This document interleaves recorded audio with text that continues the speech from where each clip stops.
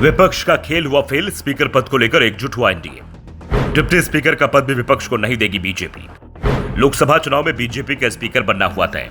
विपक्ष ने एनडीए में दरार डालने की बहुत कोशिश की। नीतीश कुमार को प्रधानमंत्री पद का लालच दिया। चंद्रबाबू नायडू से कहा कि अगर बीजेपी नहीं मानती तो टीडीपी अपना स्पीकर उम्मीदवार मैदान में उतार दे।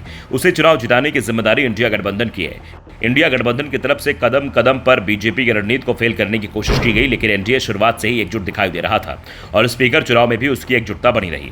दरअसल इस बार बीजेपी को पूर्ण बहुमत नहीं मिला, लेकिन एनडीए के पास 293 सीटें हैं।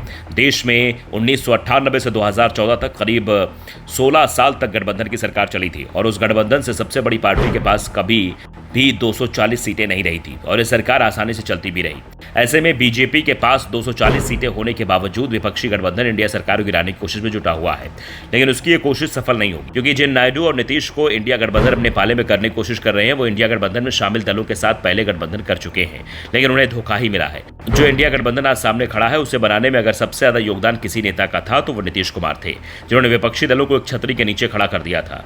पटना में उनके नेतृत्व में ही पहली बैठक हुई थी। इस बैठक को लेकर पहले कांग्रेस गंभीर नहीं थी। राहुल और खड़गे तो बैठक में जाने को तैयार भी नहीं थे। नीतीश के दबाव में बेमन से वो बैठक में पहुंचे थे, लेकिन बैठक की सफलता और नीतीश के नेतृत्व को देखकर कांग्रेस को एहसास हो गया कि विपक्षी एकता दमदार है और इसके बाद कांग्रेस ने विपक्षी गठबंधन की कमान नीतीश कुमार से अपने हाथ में ले ली।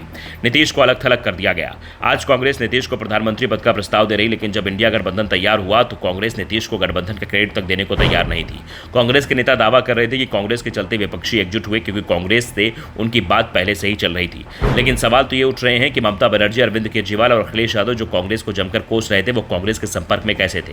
इन सभी को कांग्रेस के पास लाने का काम नीतीश ने किया और कांग्रेस ने नीतीश को ही किनारे कर दिया। ऐसे में इंडिया गठबंधन की रणनीति को जेडीयू और टीडीपी अच्छी तरह से पहचान गए थे, इसलिए उन्होंने इंडिया के प्रस्ताव को सिरे से खारिज कर और साफ कर दिया कि वो इंडिया गठबंधन के बहकावे में नहीं आएंगे और एनडीए में ही बने रहेंगे। इसके बाद से यह भी तय हो गया कि स्पीकर इंडिया गठबंधन का ही बनेगा और इसमें किसी तरह कोई समस्या नहीं आएगी।